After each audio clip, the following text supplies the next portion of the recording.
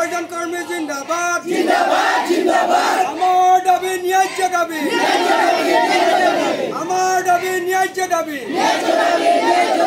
আমাৰ দাবী মানিবই লাগিব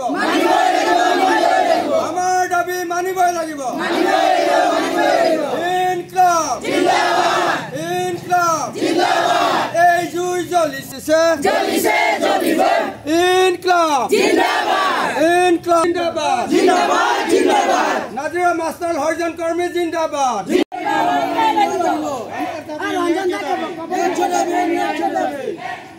নমস্কাৰ মই শ্ৰী ইন্দুমণি দাস বৰ্তমান মই নাজিৰা মিউনিচিপালিটি বৰ্ডৰ টেক্সৰ কম্পিউটাৰ অপাৰেটৰ হিচাপে আছোঁ এইখন মোৰ টেক্স যিখন এপইণ্টমেণ্ট লেটাৰ এইখন ইয়াত দিয়া আছে আপোনাৰ 10/7/2020 চনৰ পৰা মই ইয়াত কৰ্মৰত আৰু ইয়াত মোৰ নথিসমূহ পৰীক্ষা কৰিহে ইয়াক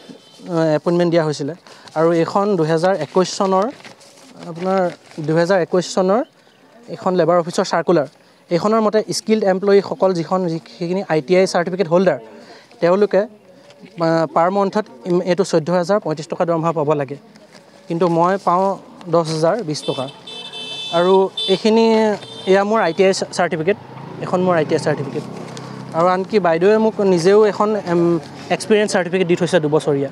ইমানখিনি হোৱাৰ পাছতো মোৰ দৰমহাটো বা দৈনিক মজুৰিটো কিয় বাঢ়ি নাযায় যিহেতু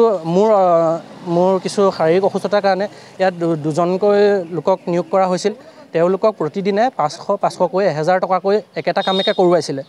আৰু সেই 1000 টকাৰ বাবদ মই মাত্ৰ 300 টকাতে সেই কামটো কৰিবলগীয়া হৈছে